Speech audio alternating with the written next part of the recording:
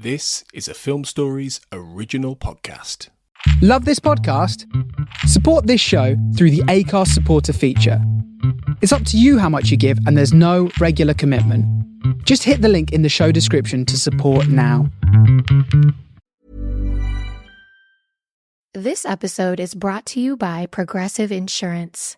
Do you ever find yourself playing the budgeting game? Well, with the Name Your Price tool from Progressive, you can find options that fit your budget and potentially lower your bills. Try it at Progressive.com. Progressive Casualty Insurance Company and Affiliates. Price and coverage match limited by state law. Not available in all states. Explaining football to the friend who's just there for the nachos? Hard. Tailgating from home like a pro with snacks and drinks everyone will love? An easy win. And with Instacart helping deliver the snack time MVPs to your door, you're ready for the game in as fast as 30 minutes. So you never miss a play or lose your seat on the couch or have to go head-to-head for the last chicken wing. Shop Game Day Faves on Instacart and enjoy $0 delivery fees on your first 3 grocery orders. Offer valid for a limited time. Other fees and terms apply. My dad works in B2B marketing. He came by my school for career day and said he was a big ROAS man. Then he told everyone how much he loved calculating his return on ad spend. My friends still laugh at me to this day. Not everyone gets B2B, but with LinkedIn, you'll be able to reach people who do. Get a $100 credit on your next ad campaign. Go to linkedin.com/results to claim your credit. That's linkedin.com/results. Terms and conditions apply. LinkedIn, the place to be, to be.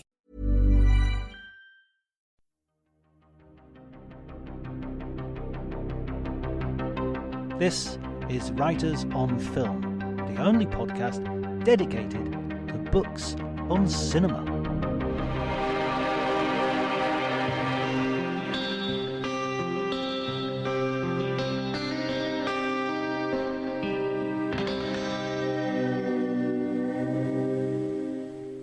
Hi everybody, my name's John Bleasdale. I'm a writer and film critic, and today I'm going to be talking to Isaac Butler, the author of The Method, How the 20th Century Learned to Act, which is a superb history of the most significant movement in acting, both theatre and film, of the 20th century, the effect of which we are living with, for good and for bad, even today. So in order to prepare for this podcast, I, of course, been completely immersed in my role. I've researched podcaster for hours. I've gone into great detail. I've done some exercises. I have my effective memory intensely felt, and I shall be reproducing them throughout the podcast, much to Isaac's irritation. If you enjoy the podcast, please remember to like and share wherever you can. On social media and elsewhere. You can follow me on Twitter at Dr. Jonty, DRJONTY. But before you do any of that, enjoy the conversation.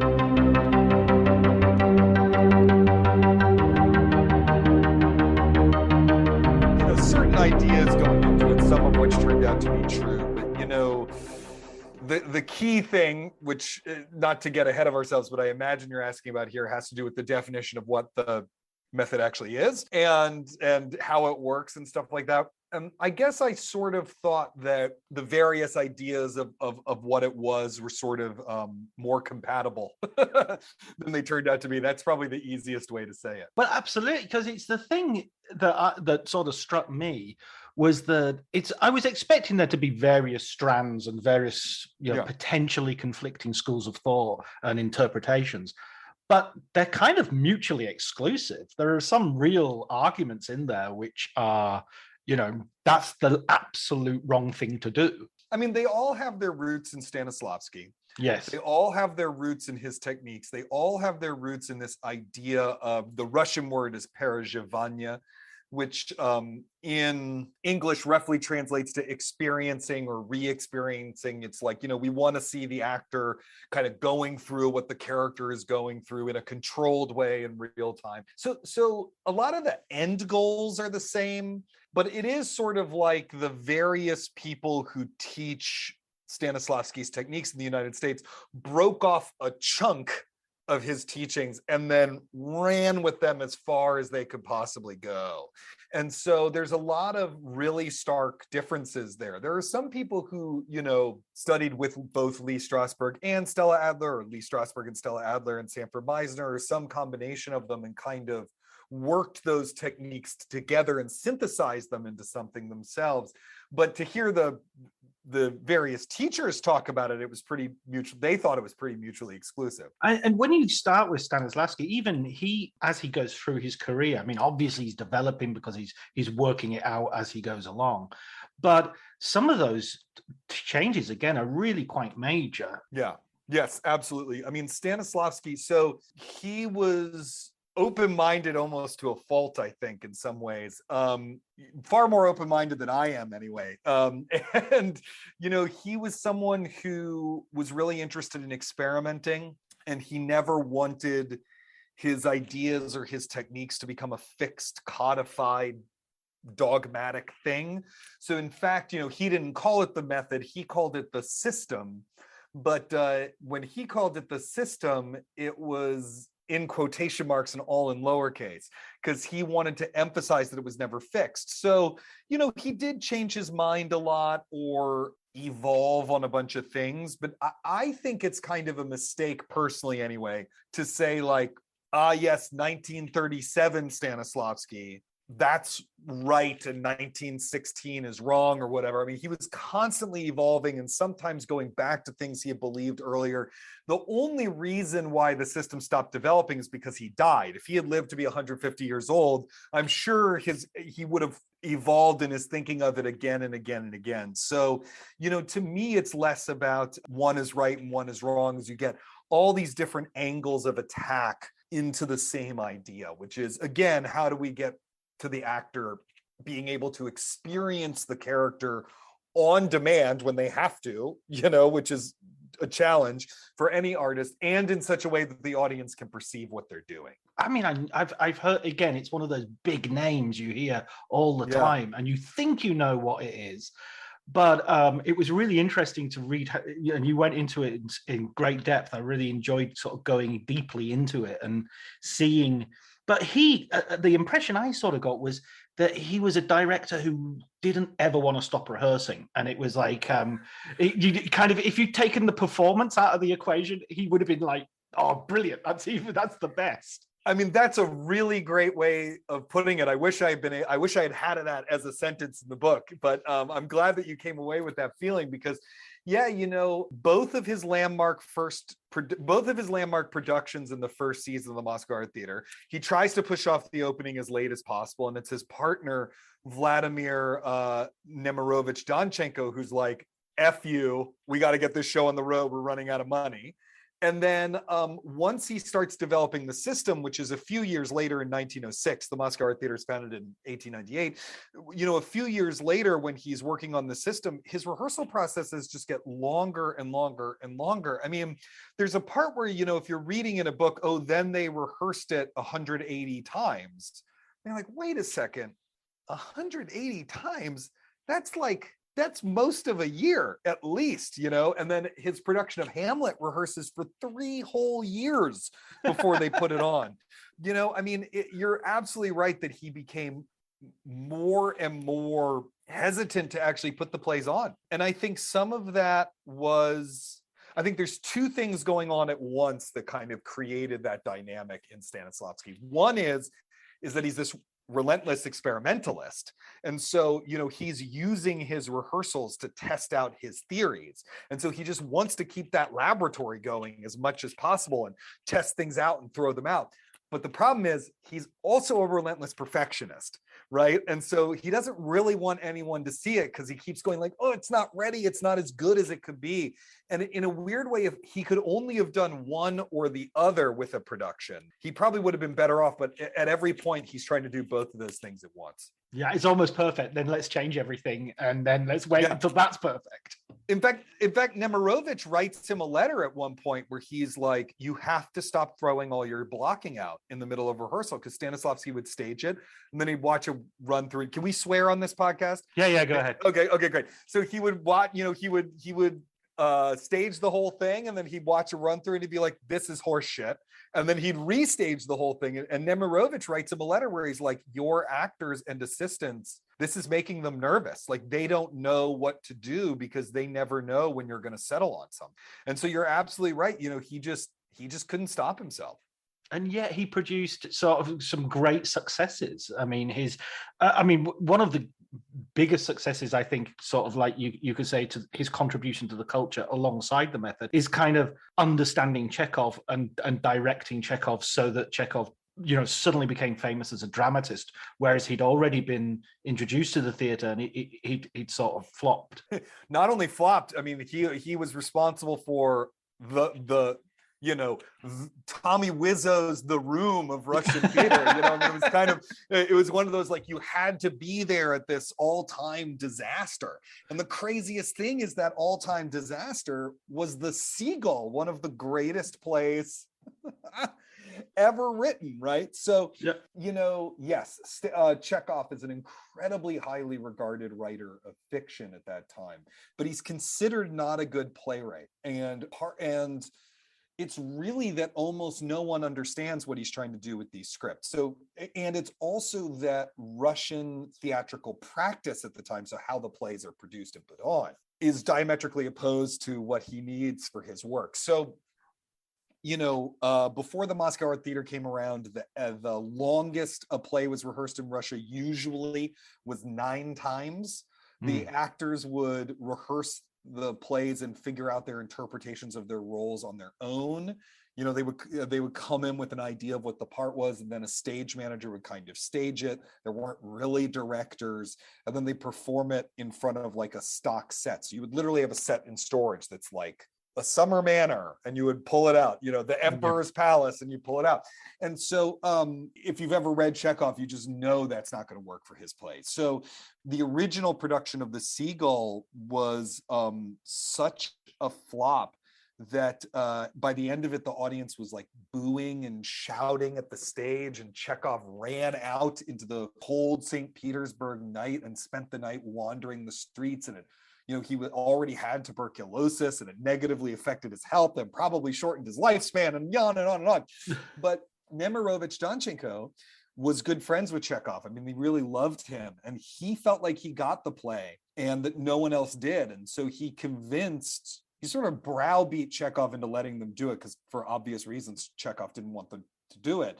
And then, you know, in the synergy or something, but the symbiotic mind between Nemirovich, Danchenko, and Stanislavski, you know, together they came up with this really brilliant production. Nemirovich went to Stanislavski and Nemirovich got together, and Nemirovich took him line by line through the play and said, you know, this is how the play works. Nemirovich was one of the great critics of his day. And Stanislavski really took that and ran with it and came up with this production that was so important in Russian theater, although it falls out of their repertory a few years later. But that original production is so important in Russian theater and so important to the Moscow Art Theater itself, that the Moscow Art Theater's logo is an abstracted seagull. Right. It's their brand. Yeah. And then Chekhov falls in love with one of their actors, Olga Knieper, and they get married. And he writes 2 plays for her. 3 Sisters and Cherry Orchard are written with the Moscow Art Theater in mind and with Olga Knieper in mind to play one of those roles, and for Stanislavski to direct them. Amazing, absolutely amazing sort of symbiosis between Chekhov and the theater at that point, which easily, I mean, there are so many novelists who have tried their hands at theater, Henry James, Charles Dickens, and they never really got it, you know. Iris Murdoch, one of my favorite novelists, wrote a few plays that are not very good. You know, but I mean, there are 2 different skill sets. You know, in theater, all you've got is the spoken word. There's no interiority. You know, there's a lot of and everything happens in real time. It's very difficult to move time along in the same way.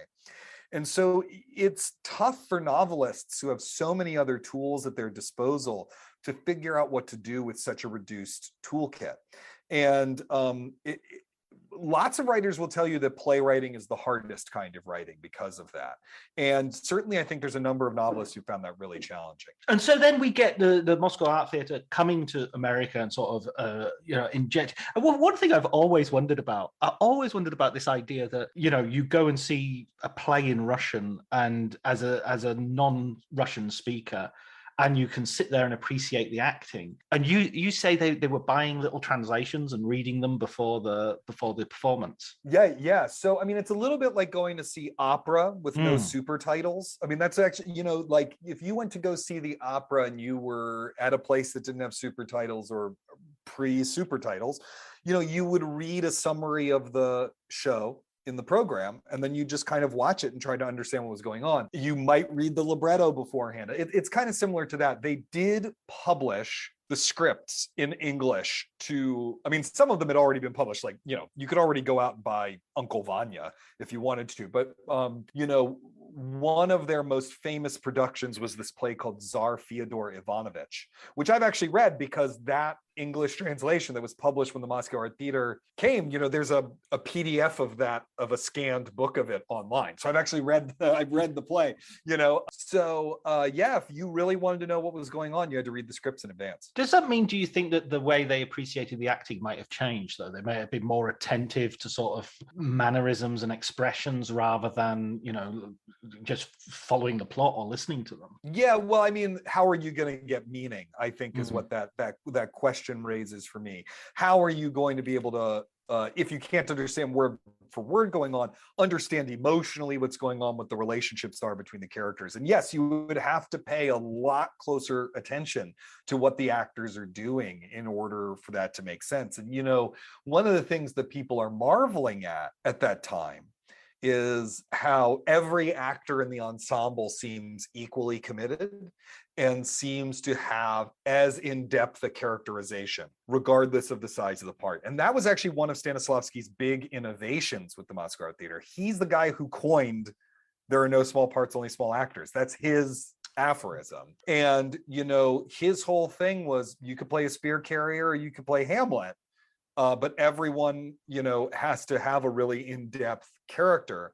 And he paired that with another of his innovations, which is the permanent ensemble. Their ensemble company was a permanent ensemble. They were full-time employees of the theater. They shared a vision of what the theater was going for artistically, or they were supposed to anyway. I mean, they fought about that all the time.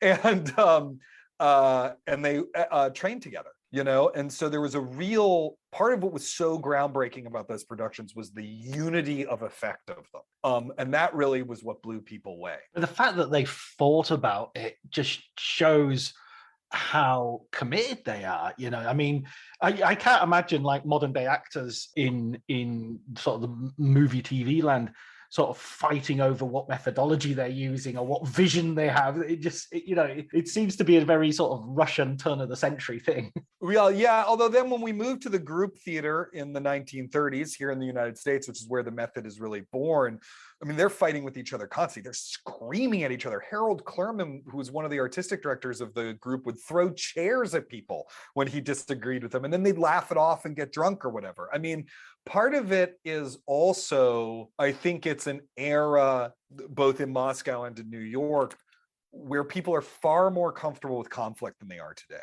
I certainly wouldn't be able to do great work under those conditions. I'm not saying that they were right.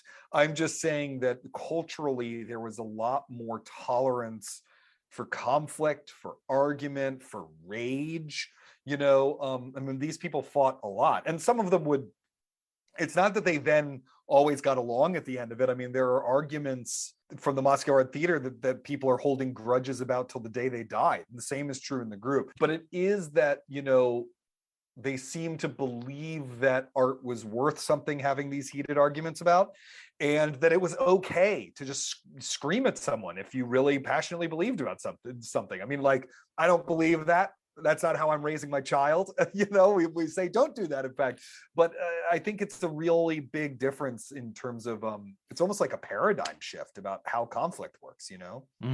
Yeah, and how you can express that sort of passion. And you're right, you know, it's wrong to romanticize it too much, because you know, a lot of bullying is done under that sort of pretense of passion. Yeah, absolutely. I mean, Stanislavski, for example, even though everyone loved him and everyone talks about how charming he was, and I mean, he was really friends with everybody, you know, he could be a tyrant in the rehearsal room. And sometimes he would joke about that. Like in his memoir, he sort of is very self-deprecating about it. He clearly knows that he probably shouldn't have been so strict or strong-armed or whatever. But you know, if you read the memoirs of the actors who worked with him, particularly a couple of the actresses, you know, they didn't always appreciate it. They didn't always appreciate him yelling at them and then making fun of how they acted in front of the rest of the cast, which was something he would do if he was really angry at someone. And it absolutely was all done under this kind of umbrella of believing that the theater was sacred.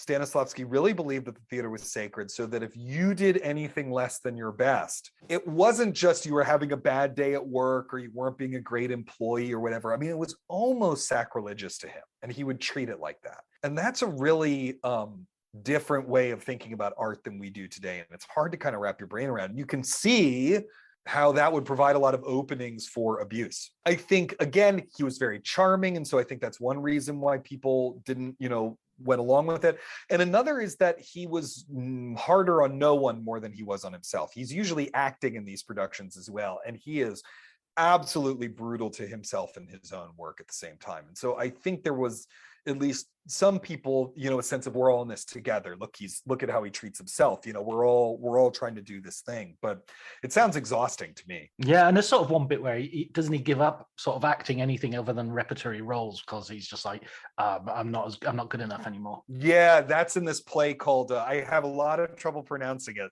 so I'm probably going to get it wrong. You Dostoevsky fans, please do not write me angry letters. The Village of Stepanachikova. He's playing a part in that play. It's a very funny illustration of the limitations of the system. So this is a play that is adapted from a Dostoevsky short story. And Nemirovich is directing it. And Nemirovich wrote the adaptation. And so Stanislavski, though, is like, well, we have to discover who this character I'm playing is. And Nemirovich is like, we do not have to discover him because Dostoevsky already described him in the story. And I wrote the adaptation. So there's nothing to just do what it says, you know, just like, this is what it says this character is like, you have to be like that. And he's like, no, but he's more complicated than that. And, you know, they ended up getting into these big fights about it. And then he works on it for months and months and months, and he just can't crack the part. A number of other things happen at the same time. There's, you know, he has all these side theater companies and there's some crises in those. His best friend dies, you know, all this other stuff. And they do a dress rehearsal, and he sort of has a nervous breakdown during the dress rehearsal. He can't remember his lines. He's just standing on stage weeping because he can't figure out what to do. And then Nemirovich sort of does the merciful thing and fires him from the show because they have to get the show up. And he's like, I'm sorry, you know, we're firing you. And Stanislavski was so, I don't know, heartbroken, mortified, whatever it was, that he never played a new role again. He only did his repertory roles. And then eventually his health made it so bad that he didn't even do those. I mean, in a way, that's kind of indication, and we sort of zip forward to the movies as well here, where the method and the system, I know they're not the same thing, so we can separate them in a bit, but they do sort of foreground certain traits, and so some roles are much more adapted for. So they foreground emotionality, intensity, complexity, and depth, whereas some things are kind of superficial, and some things are simple, and some things aren't necessarily emotional. So I think it's an example you bring up of Robert De Niro working on a Mike Nichols picture, which is supposed to be just funny, and he's saying, well, why is the house yellow? And it's like, well, it's just because it's yellow. You know, it's a comedy. Don't overthink it. Yeah, absolutely. And he gets fired from that film, and the film is Mike Nichols never makes it. It's made under a different name by someone else. Yeah, that's a I mean, it's even funnier because it's Neil Simon. Yeah, right? exactly. I mean, it's like, yeah. you know, who's like one step removed from a Borscht Belt stand-up comic. It's Right? like I mean, Mel Brooks film or something. His jokes are very technical and very rhythmic. I mean, that's part of what makes Neil Simon work, is that the jokes have to be delivered in a certain way with a certain timing. And, you know, a good Neil Simon, you know, you go back and watch The Odd Couple, right? Like, it's very, as sort of normcore as The Odd Couple is, you can see like those jokes work, and they work because they're technically bulletproof. And Robert De Niro, who at that point, you know, by the time De Niro was doing that film, which was called Bogart Slept Here, and was by the time he's doing Bogart Slept Here, you know, De Niro, he's coming right off of Taxi Driver. I mean, that's the era we're talking about, right? So De Niro's preparatory process takes months usually. He is often rewriting the script himself, or he's bringing in bits that he's kind of figured out outside. So, for example, in Taxi Driver, everyone's favorite scene, the "you talking to me" scene, you know, that was something that he had thought up outside. And actually, if you look at his shooting script, he has like a little, you know, margin note to himself right where it happens, where it says "mirror thing here?" ? Right. And so that's I mean, that's the kind of thing he's doing. So you have to imagine putting that guy in a Neil Simon play. I mean, what would the reverse of that be? That would be like, you know, casting Martin Short as Travis Bickle or something, right? I mean, it's just the worst possible marriage of, you know, actor sensibility and subject matter. And so, yeah, he's trying to rewrite the jokes to make them make more psychological sense and stuff. And Mike Nichols and Neil Simon are like, no, you have to just, come on, you have to do this. And so eventually they fire him and the movie gets shelved. And it's kind of, I mean, the way it sort of comes into the into Hollywood, it's obviously it's coming via the theater and Elia Kazan and Marlon Brando as well. But each time, this is where I was having revelation after revelation. Each time you pick up like an actor who I think, aha, yes, there's the major sort of proponent of the method, there's a really good explanation for why really that's not true, you know. Yeah. I mean, yes, I love John Garfield as well, getting a really good, you know, not getting he's so often the bridesmaid, you know, and never the bride, but you give him a really good write-up in this, I think. Look, if you just wanted to talk about John Garfield for the rest of this podcast, I would be completely, we just have a John Garfield day. I love John Garfield. He basically became my favorite actor over the course of writing this book because, you know, I had to read a couple biographies of him and I didn't watch all of his movies. Some of them are hard to find now and some of them are terrible. Have you ever seen They Made Me a Criminal? Yes, I have. Yeah. Like that one, the one that Busby Berkeley directed, that one is like, what were you doing? It guest star, the Dead End Kids are in it, you know. I mean, it's just couldn't be worse. Anyway, but no, John Garfield is brilliant, and John Garfield actually is the first method movie star for a couple of reasons. One, Brando, and he even said this during his life, was not actually a method actor, and we can maybe put a pin in that for slightly after this. But what Brando pioneered was really the method style. He was so influential that all of the actors who did call themselves method actors, who traveled in his wake, acted like him and wanted to be like him. So that's sort of how, you know, and because he was affiliated with the Actors Studio. But so Garfield actually is trained by Lee Strasberg, starts his career in 1938, much earlier. And so, you know, he really is, to me, the original method movie star. And without him, I don't know that we would have the whole other lineage we have. But even if that weren't true, I mean, he's so effing great. He is so good in everything, and he made a number of movies that I think are stone classics. Oh yeah, Force of Evil is wonderful, and of course, The Postman always rings twice. Yeah, Force of Evil, Body and Soul. Yeah, Postman always rings twice. Humoresque, I would go to bat for Humoresque with Joan Crawford. And his last two movies, The Breaking Point and He Ran All the Way, are, I mean, stunning. Those two movies are incredible. And of course, Gentleman's Agreement, as Hollywood social conscience movies go, Gentleman's Agreement is pretty good. You know, like that's not a particularly rewarding genre, but you know, he does good work in that, and it's one of the few movies where he's explicitly a Jew. You know, yeah. which, you know, given that he had to change his name from Julius Garfinkel and all that stuff, I think it's great that he has this one movie where he's allowed to actually be a, you know, a sexy, tough Jew. I've just watched The Life of Emile Zola, and it's kind of hilarious how that film portrays the Dreyfus affair in its entirety and doesn't once mention the word Jew or anti-Semite or anything. It's just like they don't like his mustache or something. I'm not sure quite why they're picking on him. And it's so bizarre because, of course, you know, this. I mean, when you think about how many Jews there are in the it's a Warner Brothers picture. Yeah, exactly. So it's hysterical on some level that people, they just wouldn't go near that. They just wouldn't go near it. So we come to Marlon Brando as well. I mean, I suppose at this point, let's make it clear what the method is at this stage, and why Marlon Brando isn't necessarily a method actor. Yeah. So welcome to, you know, the hell of trying to write this book in a careful way. So there's the group theater in the 1930s. That's where the method is born. It's the group is an ensemble theater, out of which would come most of the great American acting teachers of the 20th century. Clifford Odets, the greatest left-wing writer of the 30s, Harold Clurman, the great critic and director, Elia Kazan, John Garfield. I mean, it's bonkers how many people came out of this company. And part of what's binding that company together is their adaptation and use of Stanislavski's system, which they call the method with a lowercase m. It doesn't mean, it's not the method, it's, hey, this is our method. They actually mean it in this very like low key, system's a little pompous. This is just, hey, we have this method of working. So for a while, method just means any of the American adaptations of Stanislavski to come out of the group theater.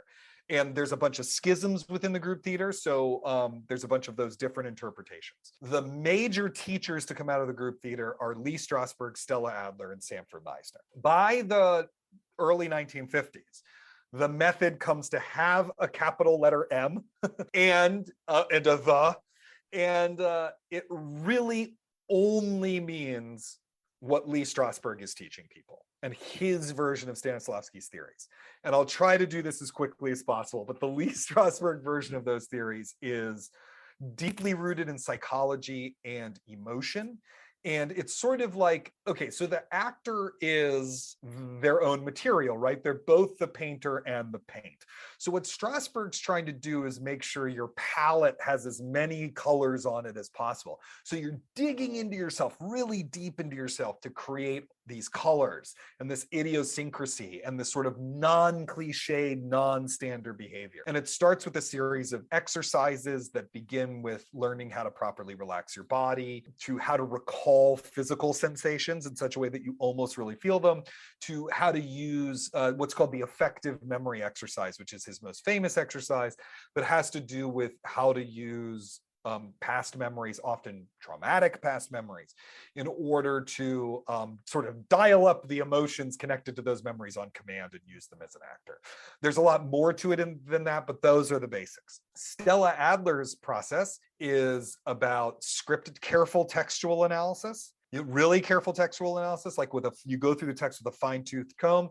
It's about an intense amount of research. It's about learning the behaviors of the character. So if you have to iron shirts in the play, right? If you're a housewife ironing shirts in the play, like every housewife had to do in every play in the 1950s, you better actually really know how to do that so that it looks real. And imagination. She did not want the actors using themselves. She wanted them using their imagination and research. And she got increasingly doctrinaire on that point as her career went on. And Sanford Meisner is all about being present in the moment with your scene partner. Really, it's this radical idea of presence.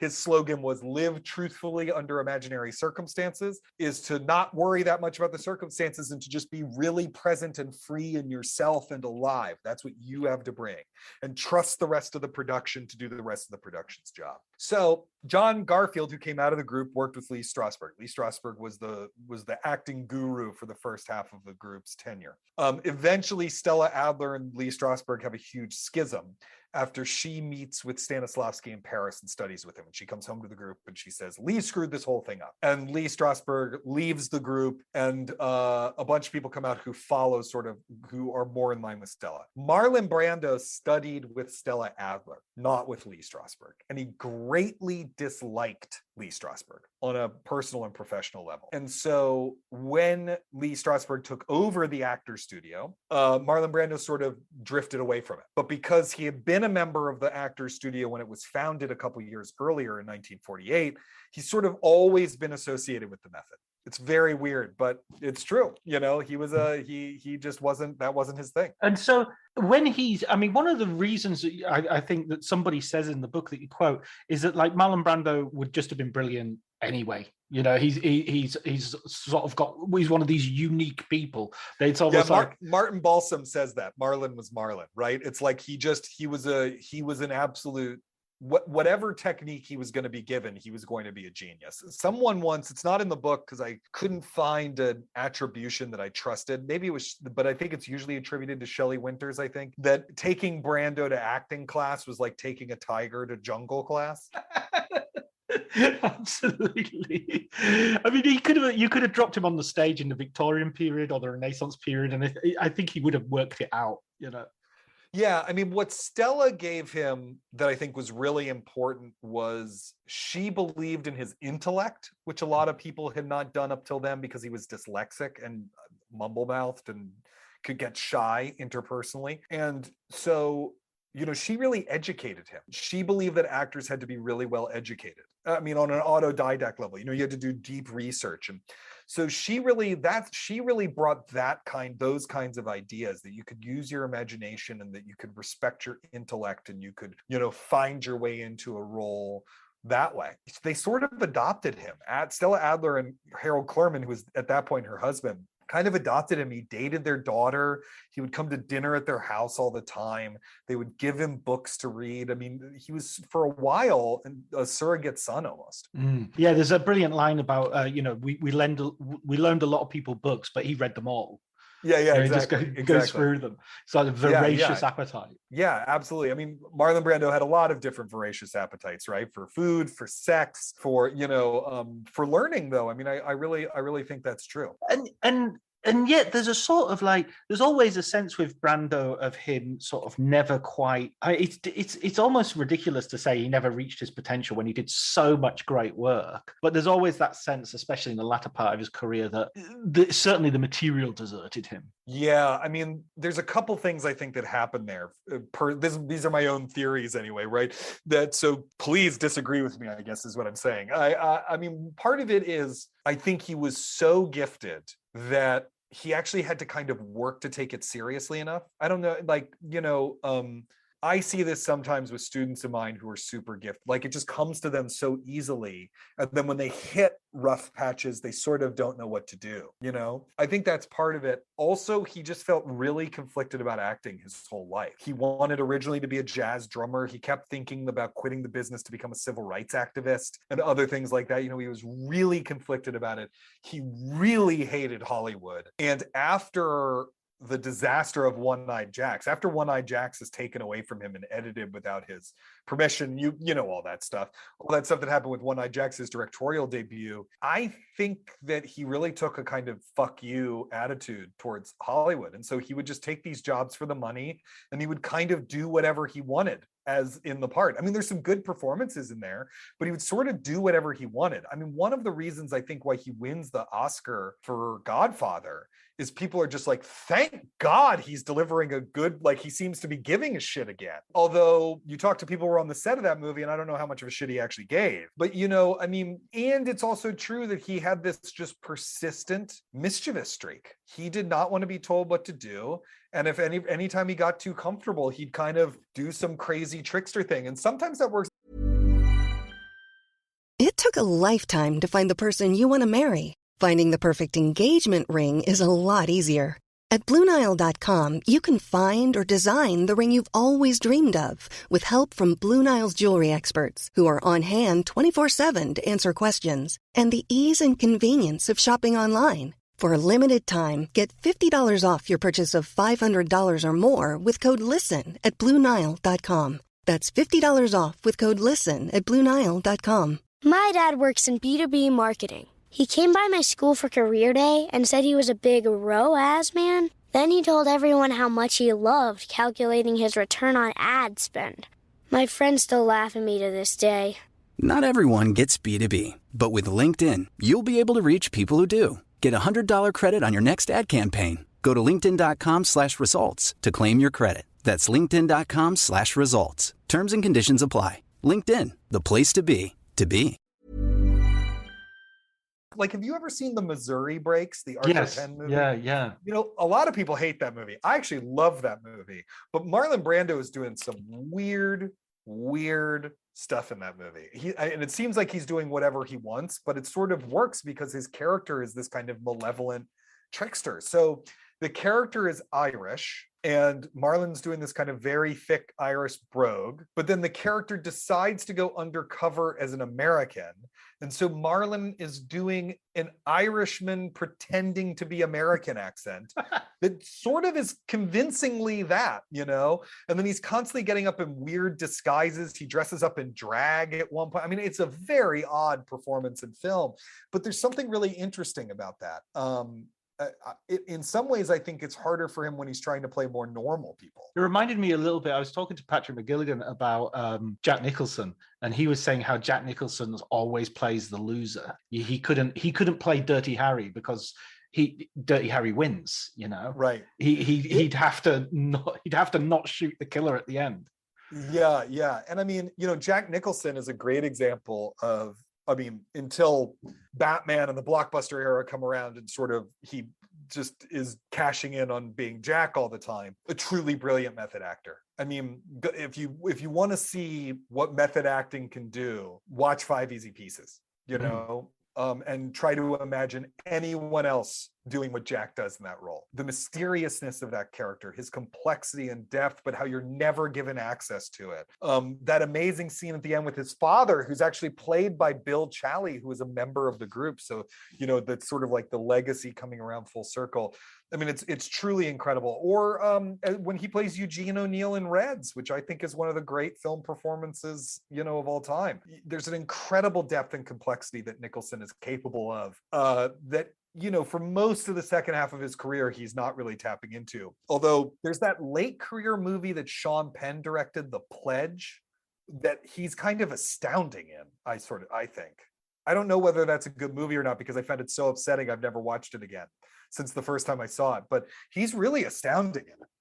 It's a bizarre film because it's so good. Mickey Rourke has a very sort of poignant cameo in it as well. Yeah. And I've watched Sean Penn's directing career with aghast at how he's just slid so far from The Pledge. I do think The Pledge was the high point of his career. The scene is it a turkey barn or a chicken barn where there's I just remember that shot of all the birds gathering around them in this kind of symmetrical frame. Yeah, I should watch that movie again because I remember seeing it and just being blown away, but it's so upsetting. That movie is so upsetting. I had trouble wanting to revisit it. Talking about upsetting, this idea of effective memory, which I think a lot of people would sort of have as one of their staple ideas of what the method is. I mean, I guess the popular imagination, method acting is Dustin Hoffman not going to sleep before the Marathon Man, and perhaps if you know a second thing about it, then effective the idea of remembering a key emotional moment in your life in order to reproduce that emotion. Yeah, totally. I've heard Michael Caine talk about having one in his head that he uses nowadays in every single film, whether he needs it or not. So I mean, that effective emotion thing, though, as you said, Stella Adler hated that idea because she sort of thought it was almost immoral to put an actress or an actor through that repetition of trauma. I don't think it was almost. I mean, she called it sick. Yeah, right. She said it's sick to do. The word she used was sick. She was like, Lee Strasberg is a sick man, and this is a sickness, and he's asking actors to do this sick thing. I mean, that's the word that she would use for it. So I think she did think it was immoral. I think the issue was that Lee Strasberg became so central to American acting that a lot of people felt that's what they needed to do, and that was the technique that they needed to adopt. And he would say that's what they needed to do, and that was the technique they needed to adopt. But the truth of the matter is, there are some actors for whom that is incredibly useful and powerful and potent and not crazy making. Do you know what I mean? Like, they can use it well. A perfect example is probably Lee Strasberg's most devoted student, Ellen Burstyn. Right? You can actually go somewhere on YouTube, there's footage of Lee Strasberg doing an effective memory exercise with Ellen Burstyn. You know, like, she took over the actor's studio after he died and ironed it all out. She is one of the great method actors of all time. And she's just like, no, this works for me. You know, this is really powerful. This is how you get to the truth. There are other actors who would tell you only use effective memory as an exercise. You know, when I interviewed Estelle Parsons, she said, you know, you use these exercises like if you were playing a musical instrument, you got to clean your musical instrument. That's what it's like. They're clean, you know, or you got to do your scales. You're not going to sit there in a concert and do scales. You know, this is the thing you do to prepare you to do your role. You don't do this during the role. And then there are people who shouldn't do it. Like, when I was a student actor, I definitely shouldn't have been doing that stuff. That wasn't, or what I learned through doing it is that it was not going to work well for me.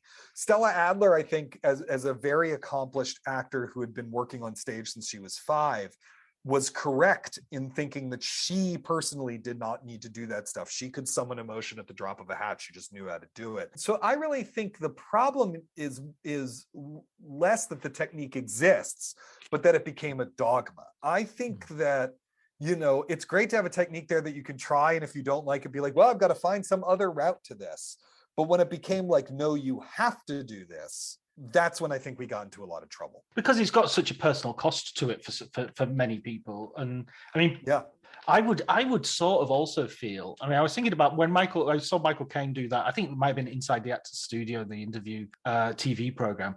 I remember thinking, okay, so it's going to be something like your grandma dying or something like that. Doesn't that sort of cheapen a part of your life if you're going, okay, Master Wayne, Master Bruce. I say I got to summon up someone I love to squeeze a few out for Christopher Nolan now. Exactly. Yeah. I think, well, certainly there are people who did it that feel that way. You know, members of the group would complain that the memory would go stale, or if it didn't go stale, that they didn't want to revisit that part of their life 8 times a week for 6 months. You know, one of the members of the group, the memory that she used for one of the shows was, you know, her roommate had been killed, and that was the memory she was using. And by the end of the show, she was like, I didn't want to think about it's less about cheapening the memory so much as like, who wants to be thinking about their dead roommate every night for 4 months? No one wants to do that, you know? And so, and other people would say, yeah, you know, the problem was that it went stale. But I don't think, I mean, artists use their life in their work all the time. And we have a complicated relationship to that. Certainly other people in their lives don't always like that they're using their life for their work, right? But that is, I mean, you know, most art has some root in the artist's life, whether it's visible to us or not.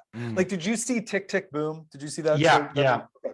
So do you remember the part where they're breaking up? He and his girlfriend are breaking up, and then he's thinking about the song he's going to write about their breakup, and then she them, you know, or they decide not to break up, excuse me, but he's thinking about the song he's going to make out of their fight, and then she's like, never mind, we are breaking up, and she leaves. It's kind of like that, you know. I mean, that's one of the reasons why I write non-autobiographical nonfiction. I mean, there's all sorts of, you wouldn't know it from reading that book, but I'm sure there's all sorts of personal life stuff about me in that book, even though I'm not in it at all. Oh, I got a feeling. I mean, you mentioned yourself in the introduction, in the way you sort of had a personal contact with the method and how you used it in your working life. But you know what? It took me a while.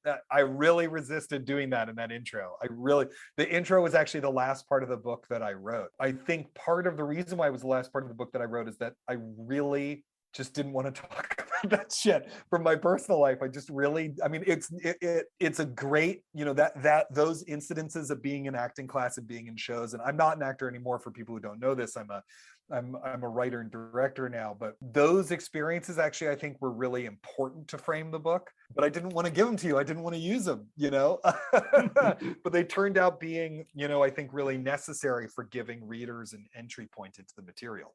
Yeah, I think so. I think it really worked. It really sort of, it also sort of felt that there was something at stake here. This was not just sort of some abstract historian looking at this. And it also gave a sense of, you're qualified to talk about it because you've actually stood on the stage and had these thoughts. And done it, yeah. But that's funny, though, because everything you're talking about right there, those are method values, right? It was important to feel that something personal of the, in this case, writer instead of actor, was at stake. They had brought some of themselves into it, that they had been open and vulnerable, and that they had sort of proven their bona fides through personal expertise. I mean, that's the method right there. Why, I part of me feels like, why do we want that from a book? Well, part of the reason why we want that from a book is because of the method itself. Yeah, no, absolutely. And I was thinking as well, as you were speaking, that you could really spread the method out to all types of artistic endeavor, writing, directing. I mean, there are some film directors who you would think, well, they're pretty method. They do their research, they go into the minutiae, and they put their own personal safety on the line. Yeah, and a bunch of the great directors of the New Hollywood movement actually studied with Lee Strasberg, Stella Adler, or Sanford Meisner. Sidney Lumet studied with Lee Strasberg. Martin Ritt was part of the group theater and then part of the Actors Studio. Peter Bogdanovich very famously studied with Stella Adler. Sidney Pollack studied with Sanford Meisner. I mean, on and on and on. There was a big influx of those students. Arthur Penn was in there as well, wasn't he? As Arthur Penn. Arthur Penn eventually became president of the Actors Studio for a while after Lee died. Yeah, Arthur Penn was a big Lee Strasberg guy as well. The director of Missouri Breaks. The director of, I mean, most people would say director of Bonnie and Clyde or Night Moves, but to you and me, you will always be director of Missouri Breaks. Night Moves is another great one. I do love that one.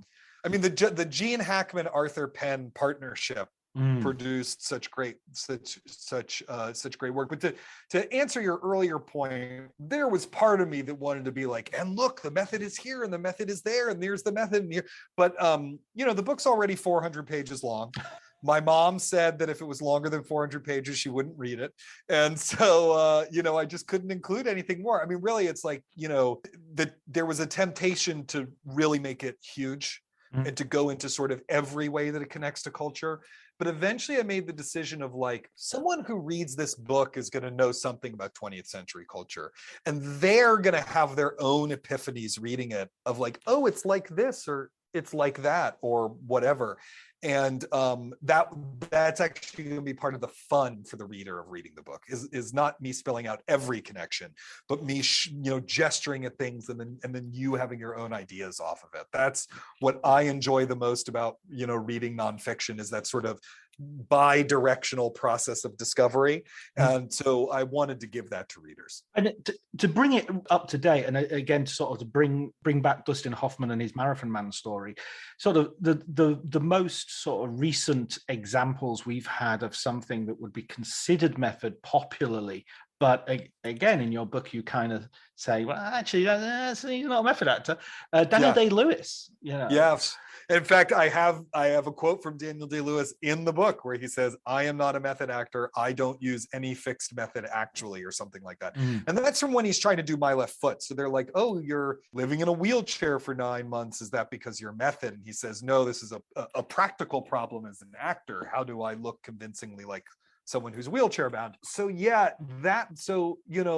the time Day-Lewis comes around, that's what people think the method is. And I think it's largely because of Robert De Niro, and largely specifically because of, not entirely because of Raging Bull, but because of, Raging Bull is so influential. People start kind of adopting his methods of in-depth research and full transformation and gaining and losing weight, living as the character, refusing to break character on set, all that stuff, which is hilarious because, like Marlon Brando, Robert De Niro was a Stella Adler student who did not like Lee Strasberg very much. So, did Lee Strasberg teach any actors. Yeah, I mean, Lee Strasberg taught a lot of actors. I mean, the funny thing is like, by the time you get to the 1979 Oscars, I think it's 1979 Oscars, 9 of the 10 nominees are Lee Strasberg students. Right. And the one who wins, who actually is the transitional figure out of the method, is Meryl Streep. She's the one who is not a Lee Strasberg student. But no, Lee Strasberg taught like everyone. I mean, he really did. He taught so many people. He taught great experimental filmmakers like William Greaves, who made Symbiocytotoxoplasm, Shirley Clark, who did Portrait of Jason. He taught, and then he taught very mainstream figures. I mean, it's wild the number of people whose technique he touched. Just happened to not be the primary teacher of Marlon Brando and Robert De Niro. Anyway, so I think I actually grew to understand, I think, and respect the Day-Lewis type technique a lot more. I imagine it's hard on coworkers. And I think that there's particularly in the hands of someone like Jared Leto, it seems to make you kind of insufferable. But if you want to be fully present in the moment and ready to be this character who is very distant from yourself, so you're really transforming yourself to be the character, it's hard to turn that on and off when the director calls action, right? And on a film set, I mean, once you're a star the size of Daniel Day-Lewis, it's a little bit different, but on a film set, they don't tend to care whether you're ready or not when they call action. It is your job to be ready. And so staying in that state of perpetual readiness is really difficult. And so I understand.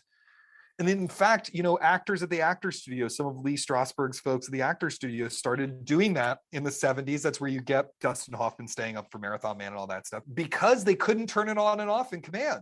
What they're trying to do is too hard. It's too complicated. And so I gained some respect for it. I think that it obviously can lead to some problems, but it's also led to some great performances. Like, I don't know that I would really enjoy making a movie with late 1970s Robert De Niro too much, but it did also give us Raging Bull, one of the great performances. So, I ended up having a far more sympathetic view on that. At the same time, it's gotten so wrapped up in the PR campaigns and the Oscar campaigns for movies that it can feel a little ridiculous and cynical at this point, I think. I often think the same thing about whenever there's a war movie, there's always this thing of like, oh, we took them to the basic training and we did this and we did that. And I would like, if I was an actor, I would not want to go through basic training. Yeah. I mean, I do think, it's interesting because you watch movies. A friend of mine pointed this out, a friend of mine who's a theater critic who also watches a lot of dance. So she is really focused on what bodies are doing. Right. That, if you watch a lot of movies, you'll see the actors who have gone through that training because they kind of slink through spaces with their bodies turned. This is not a video podcast, so that's not going to read. With their bodies turned 180 degrees, the way that like a special forces person would while holding some sort of machine gun. I don't know anything about weapons. So, you can see, because it actually has affected the way they move through space, whether they're supposed to be in a military movie or not, like everyone knows how to do that. The thing is that, if you're going to be in a World War I film, that's not the training. You need, I don't want to go live in a trench, but you do have to figure out how to believably seem like you've been living in a trench for a few months or whatever, right? And figuring out how to do that is, I think, tricky, but there's other ways to do it. You could look at Stella Adler would tell you, look at a photograph from the trenches and mimic the physicality, try that physical pose on, read everything you can about World War I. If your character's based on a real person, read about the battles they're in, educate yourself, go and look at paintings of people during the time period, read diaries, just try to get yourself into that world, into the given circumstances is the term of the world as possible. And I don't think you need to go through basic training to do all of that, frankly. So where do you see acting now in terms of, the method, is it still, it's still obviously influential, but is it still the reigning idea, or do you think that it's been superseded?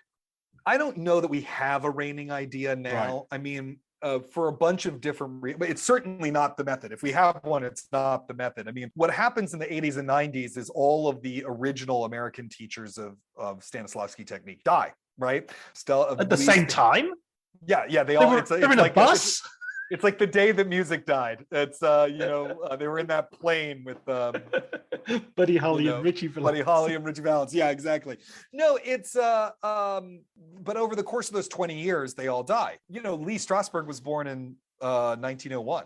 And he dies in 1982. Harold Clurman dies in 1980. Stella Adler, Sanford Meisner died in the 90s. It's really the end of the era.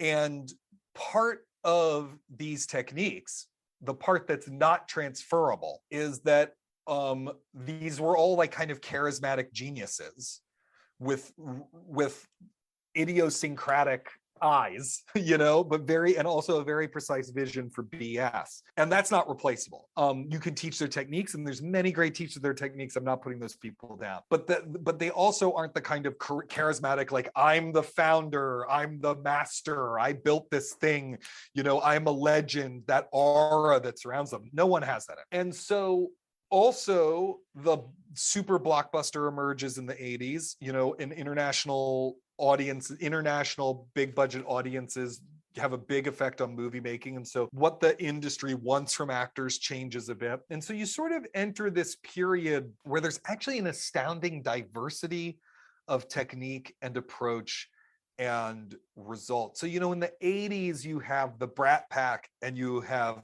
Nicolas Cage, but you also have Robert De Niro and Al Pacino and Meryl Streep. But, you have this, there's a lot going on. I think we still have that to some extent. I think that the Juilliard school and its approach, which is really a marriage of classical European technique and American method technique, has proven remarkably durable. Who are the two, great actors around the age of male actors around the age of 40? It's Oscar Isaac and Adam Driver, right? They both came from Juilliard. Jessica Chastain came from Juilliard, stuff like that. And so I don't know what the future holds. I think we live in an era where there's lots of different ways to be a good actor, and I think for the most part that's good. I do think the part of the method that remains dominant, but even that's starting to fade, is what we want from an acting performance. Is the feeling that we want truth. We want to believe that this person is actually playing their character, that the character is a real person. And we want that sense of artistic truth. That is a big change that the method brought in, as well as the kind of dominance of realism, But the other thing that's going on right now, which worries me, I'll be honest, is I do feel like, because of the need to hold on to people's attention in the streaming era, that dramatic writing is getting a lot simpler and a lot clearer, and it thus requires less complicated acting on top of it. And that our dramatic art is maybe getting a little too clear. I don't want to use the word shallow. That sounds more judgmental than I mean it to be. But the idea that human beings are complicated and they don't always understand themselves. They can't always be understood, and they're not all good and they're not all bad. And, those sort of core humanistic beliefs, I feel like are getting a little bit lost as we become, because they require you to watch closely. Can you give us an example of that? Can you give us an epitome of that? Or an epitome of which thing? The clearer example? Or the clear example. An obvious example is just blockbuster filmmaking in general, right? You don't want. Mark Ruffalo was studied with Stella Adler and is a big Stella Adler fan, but you don't want Mark Ruffalo giving the performance he gives in You Can Count on Me as Bruce Banner, right? That would be ridiculous. So, if you, and the blockbuster movies have taken over so much. Last year, there isn't a single blockbuster film that crossed the 50 million mark at the box office in the United States, if I remember correctly, right? That's wild. And then when you move into TV, it's not like, I'm trying to think of something that I liked, but that I didn't think, but at the same time, if you watch Haunting of Hill House or whatever, it's not like those are really complicated characters, or, most streaming shows, that's not what they need. They need something else. They're looking for what in fiction writing, in prose writing, we call flat characters. I don't mean that judgmentally. I just mean the characters are less complicated because the focus is on plot and action. Sure. Right. Sure. And that's fine. I love, most characters in thrillers, in mystery novels or whatever. I read a lot of science fiction. Most science fiction characters are a little flatter than those of realistic characters. So it's not that I'm opposed to that kind of characterization. I just worry that that's becoming increasingly the norm in such a way that we place less demand on the character and thus less demand on the actor. And there's a certain richness of the human experience that's falling by the wayside as a result. I'm rewatching The Sopranos at the moment. And, not only obviously James Gandolfini is unbelievable in that, but the whole cast. I mean, you go back to that Stanislavski idea of having nobody is an attendant lord or a spear carrier. Right. It doesn't matter if you're Dante, Silvio Dante, or you're Paulie, or you're Junior, or everybody is bringing their A game there, including Peter Bogdanovich, of course. Including Peter Bogdanovich as Elliot, right? My mom always says, Elliot, I love the eyebrows. I love Peter Bogdanovich's eyebrows. Yeah, I mean, that's a perfect example, actually, that, that is a show, not everyone can be the protagonist, right? So that is a show that has some of flatter characters, characters who are not as rich and complicated as Tony or Carmela or Junior or Nancy Marchand's character, the mom, and Lydia, and stuff like that. But even they are sort of bringing the fullness of themselves to those roles. You could just watch Paulie Walnuts do his thing. Just amazing. with his white streaks of hair, and doesn't he have the car horn that's the Godfather theme? Is he the one whose car horn is the Godfather theme? So. I just You're gonna have to eat me, Paulie. You're gonna have to eat me. I even love on rewatching it, and this isn't necessarily a good example of great acting, but AJ he's so Tony's son, Anthony Jr. Such a dumb kid. He's just such an asshole, and he's just he's so reliable to always get everything wrong. The line of his I think of from the first season is when he just goes, "Would you just shut the fuck up?" And they're all like, "Oh, it's the dinner table." But The Sopranos, this is a perfect example to me actually, because The Sopranos gives birth to Mad Men, and Mad Men is similarly filled with endlessly complicated, interesting characters who can surprise you. Whether you like the show or not, it has that, right? Yeah. And the closest equivalent to Mad Men we have today is Succession, which is a show I love. Don't get me wrong. Like, Succession is a show I love, but most of those characters have one thing that they're doing in every single scene, and they're doing the same thing in every scene. I mean, Brian Cox's character has a catchphrase. Fuck off. It's his catchphrase. No one in that, so in that fits that genre because Succession is more satirical than those other ones. It comes out of a British tradition, a Shavian tradition.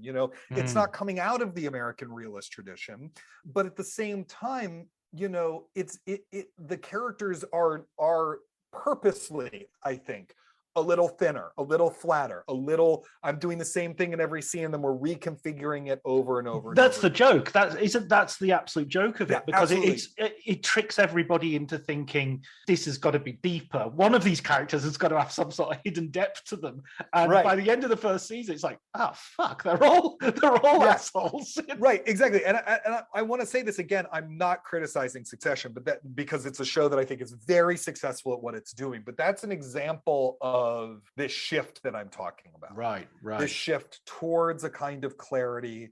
I mean, to me, the one or two mysterious characters, mysterious, complicated, more psychologically realistic characters are, of course, on Succession are, of course, Kendall, right? Jeremy Strong's part. McFadden's character, Tom, right? Who, and at first you think he's similarly to them, kind of just going to do the same thing in every scene. And then he builds out, particularly in the third season, this kind of rich complexity. But, so it's not that I want everything to be acted like a new Hollywood film. I don't want everything to be Five Easy Pieces.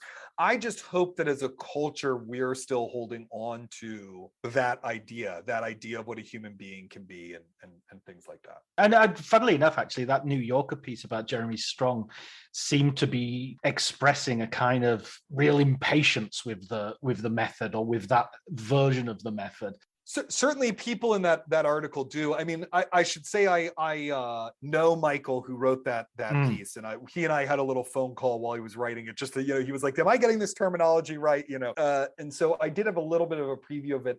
I think it's, Michael I know, because he's said it both publicly and privately, and it's in the article, has an unbelievable admiration for what Strong accomplishes. And I think that, you know, he is doing things on that show that not every actor can do, you know. That scene in the gravel driveway in the finale of season 3 is a perfect example of someone living absolutely in the truth of the moment. And it, you know, even though Strong is not a method actor, doesn't do doesn't do effective memory exercises and is against them and stuff like that, it's that clear sign of what Strasberg was talking about, which is if the actor is really feeling what's going on, they're going to express that emotion in unconventional ways. The way to get away from cliche is to use how you really do these things, because how you really do these things is particular. And so that gravel driveway scene is a perfect example of that he's truly in the moment. It's real truth. It seems to have this profound effect on the actors he's working with. They're better in that scene than they usually are, et cetera, and so forth. And then but the dialectic of that article is like, does he have to be this preposterous a person to get this result? And, you know, it bounces these two ideas off each other in a way that I think is really rich and powerful. Clearly, lots of people, like Adam McKay, among other people, and Aaron Sorkin, took that article to be a takedown. I don't actually think that article is a takedown. I think that article is great admiration for him. But it is also has a very complex, like, this guy is very, like, I don't understand this person, you know, at the same time. But certainly it seems like his castmates find him insufferable. That was the sense that I got from the Succession interviews. Yeah, and sort of Brian Cox, I've just read his autobiography, and he's very, very, no, I like Jeremy, I like what he does, but I do it differently. Listen, let's I got to ask you a final question. It's been I've gone on a bit longer than I intended, because I know you want to be going for dinner with your grad students now. Soon, yeah, I've got to go teach a class. Oh my God. Thing I got to do. Well, I just studies class, so this will be good. This will be good prep. Yeah, just warming you up. I want to ask you for a book recommendation, a film book recommendation that you would give, because the podcast is Writers on Film, so we're trying to promote as many as we can. Oh man, there are so many. Okay, I'm gonna try to think of one that hasn't been recommended on this before, right? Okay. Like, because normally you'd be like, oh, Pictures at a Revolution, but someone's recommended Pictures at a Revolution. We've had right? 4 people reference. Okay, what about and we've had Mark Harris on as well. So Mark is so great. He was so helpful to me for the book, because he was researching the Mike Nichols bio at the same time. Right. And he also blurbed the method, and he's just a great guy. Okay, I'm going to think of some other ones here. Movie Made America. Has anyone recommended Movie Made America? Nobody's. Okay, Movie Made America is hold on, I'm looking it up here. I want to make sure I get so Movie Made America by Robert Sklar, Sklar, who also wrote didn't he also write The Genius of the System? Anyway, Movie Made America, absolutely, they don't make books like this anymore. It is a general reader, 1 volume, 400-page cultural history of the movies. Wow. Starts with the silence, goes up to the end of the 20th century.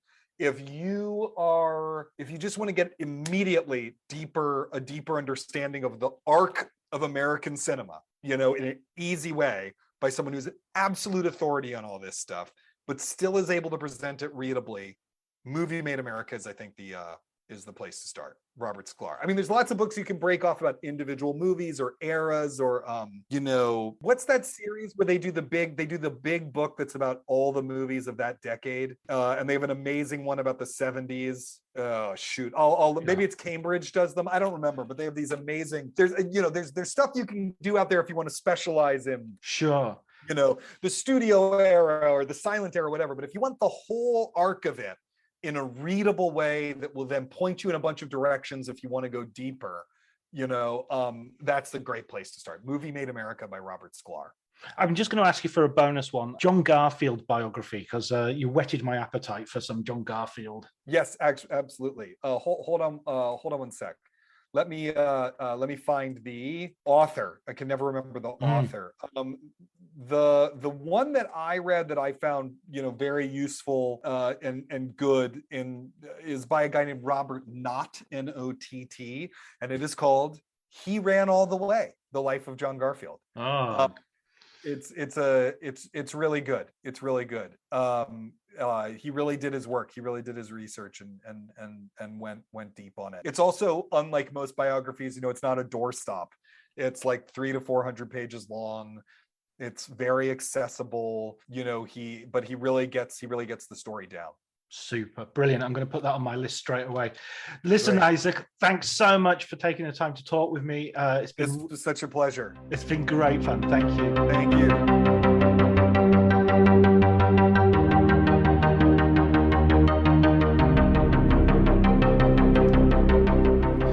So that was my conversation with Isaac. I hope you enjoyed it. I had a great time. I learned a lot from his book. It comes highly recommended. His other recommended books were Movie Made America, A Cultural History of American Movies, which is written by Robert Sklar, S-K-L-A-R. He also recommended, on my insistence, He Ran All the Way, The Life of John Garfield by Robert Knott, N-O-T-T. And we were talking about a series of books, and I was completely baffled. I don't like Googling things while I'm doing the podcast because you can hear me tapping away on the keyboards, and will no doubt guess what I'm doing.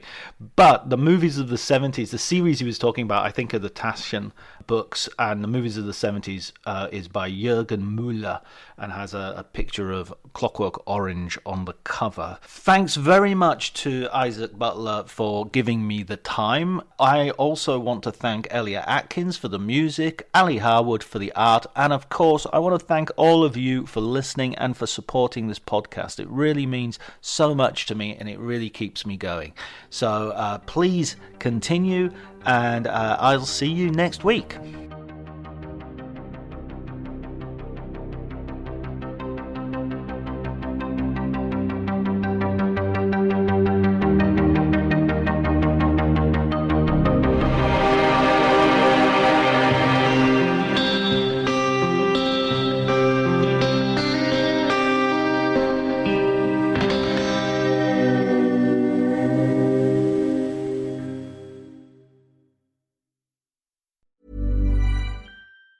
$1-800-Flowers.com knows that a gift is never just a gift. A gift is an expression of everything you feel and helps build more meaningful relationships. 1-800-Flowers takes the pressure off by helping you navigate life's important moments by making it simple to find the perfect gift. From flowers and cookies to cake and chocolate, 1-800-Flowers helps guide you in finding the right gift to say how you feel. To learn more, visit 1-800-Flowers.com/ACAST. That's 1-800-Flowers.com/ACAST. Cue the fireplace and your favorite fall movie. There's nothing better than a cozy evening at home with a glass of First Leaf wine. First Leaf is a personalized wine club that delivers right to your door. Sounds magical, right? They get to know your favorite tasting notes, which varietals you enjoy, and whether you prefer sweet or dry wines. So in every shipment, you get bottles tailored to your unique palate. Go to tryfirstleaf.com/fall to get your first 6 wines for just $44.95 with free shipping. My dad works in B2B marketing. He came by my school for career day and said he was a big ROAS man. Then he told everyone how much he loved calculating his return on ad spend. My friends still laugh at me to this day. Not everyone gets B2B, but with LinkedIn, you'll be able to reach people who do. Get a $100 credit on your next ad campaign. Go to linkedin.com/results to claim your credit. That's linkedin.com/results. Terms and conditions apply. LinkedIn, the place to be, to be.